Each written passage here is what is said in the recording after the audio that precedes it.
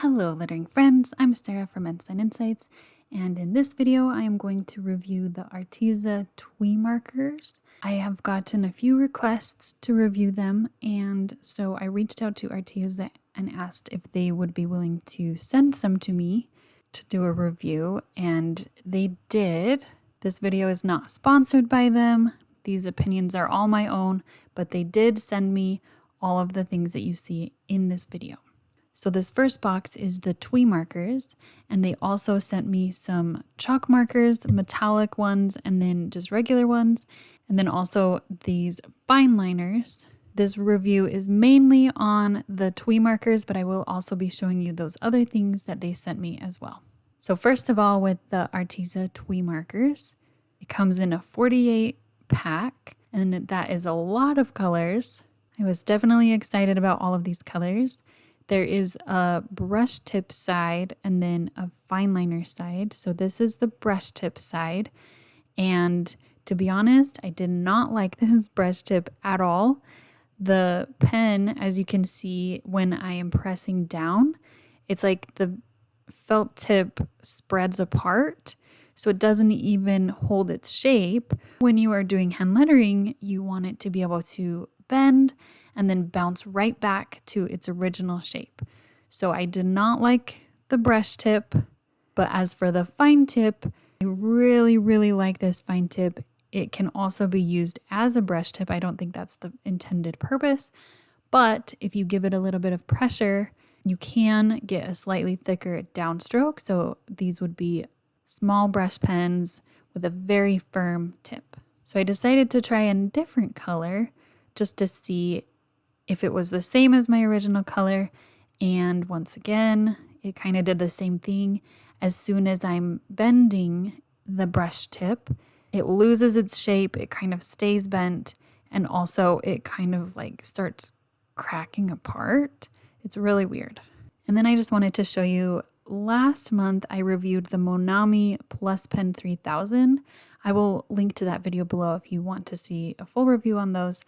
But I wanted to show you that it basically is the same thing as that fine tip of the Arteza TwiMarkers. So if you already have those, then you know what the fine tip side is like.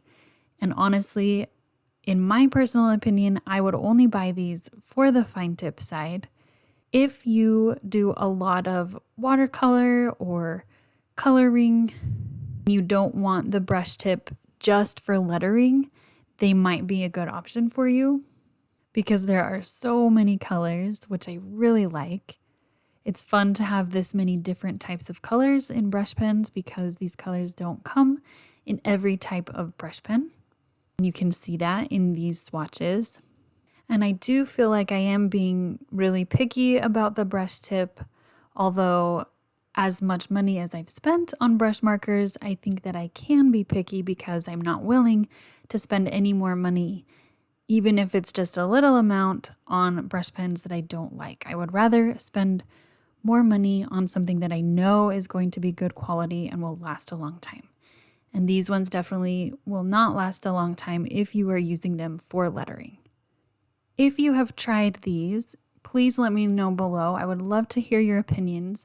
What I'm sharing here are my personal opinions and experience, but I know that's not for everyone. So if you have a different experience or a similar experience, I would love to hear it. As for the fine tip, here I wanted to show you what they would look like if you're using them on small lettering worksheets.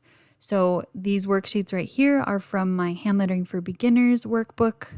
And you really can't get a super thick downstroke. So in comparing them to other small brush pens, these ones are going to have a smaller downstroke. For me, I really like that. I like the firm nib, but if that's not you, if you like a chunkier style, then you might not like these at all.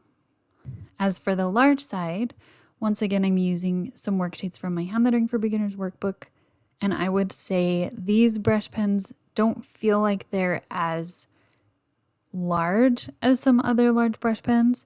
So it's maybe more of a medium size. I don't feel like I can press them down very hard to get the full width of the downstroke of these worksheets. So that's just something to note if you do want to use them as lettering. And maybe if you're not pressing them down as hard, they would last a little longer, but still they're just not the greatest quality.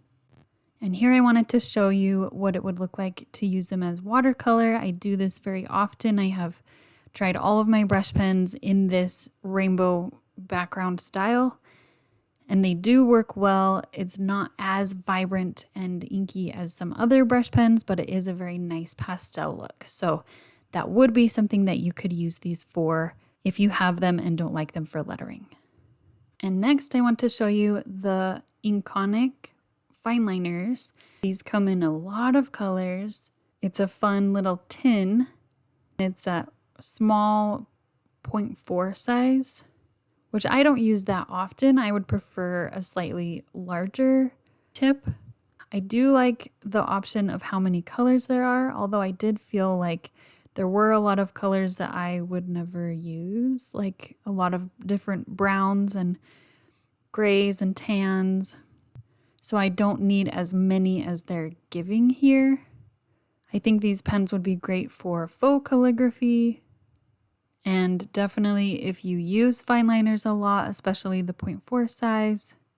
I personally don't see myself using them that often, but that's okay. And lastly, I just wanted to show you the chalk markers that they sent me.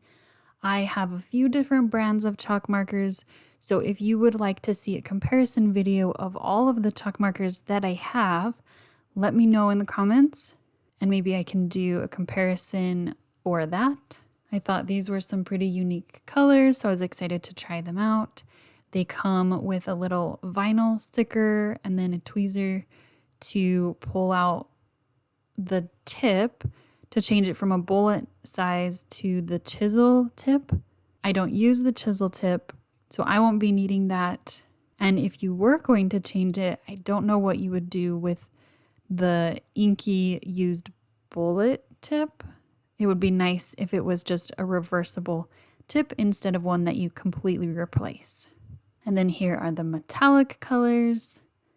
I was excited about how many colors there were in the metallic chalk markers. So here's a little swatch of each of them. The gold wasn't working, so I was thinking maybe it was defective, and I was going to try it again later.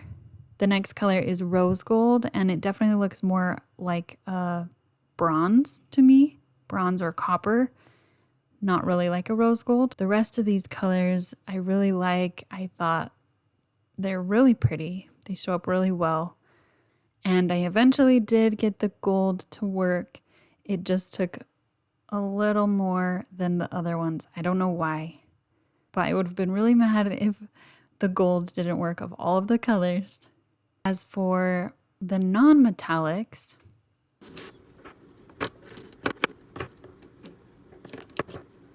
these ones don't look great on regular paper, which is normal because chalk markers should be on a non-porous surface. Like a chalkboard, I use them on glass typically. I did like most of these colors, although I felt like there were like the browns and tans that I'm not going to use. So originally I was excited that there were so many different colors, but then it ended up being colors that I probably won't use anyway. The color one did not work very well on the vinyl sticker, like the metallic one did. I'm not sure why. It was like too liquidy or something. I don't know. I think I'm going to have to try them on glass. But if you want to see a video comparing all the chalk markers, let me know below. And thank you so much for being here and subscribing to my channel. I hope this video helped you. I will see you next time.